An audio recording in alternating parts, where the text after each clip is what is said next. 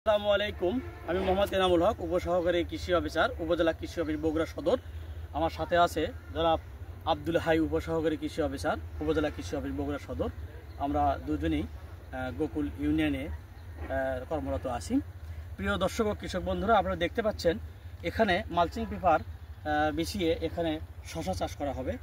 মূলত dragon fertiliser থেকে এই প্রকল্পটা এখানে স্থাপন করা হয়েছে। এখানে মাটি পরীক্ষা করা হয়েছে, এখানে মালচিং পেপার বিছানো হয়েছে এবং আধুনিক প্রযুক্তি ব্যবহার করে শশা চাষ করা হবে। তো এই পাশে দেখা যাচ্ছে এটা হলো আমাদের নতুন মালচিং বিছানো, এটা মূল প্রদর্শনী এখানে সেট করা হবে। আর আমার বাম পাশে দেখতে পাচ্ছেন এই পাশে ওটা হলো কৃষকের মতো করে কৃষক করবেন একটা কন্ট্রোল প্লট। এই কন্ট্রোল প্লট রাখা হয়েছে এবং একটা প্রদর্শনী রাখা হয়েছে যাতে এই কন্ট্রোল প্লটের ফলনটা কীরকম আসে এবং আমরা নিয়মতান্ত্রিকভাবে সুষম মাত্রায় সার ব্যবহার করে আমরা এখানে চাষবাস করব, যে কোনটার ফলন কীরকম আসে এটা নির্ধারণ করার জন্য এই প্রদর্শনী এখানে স্থাপন করা হচ্ছে।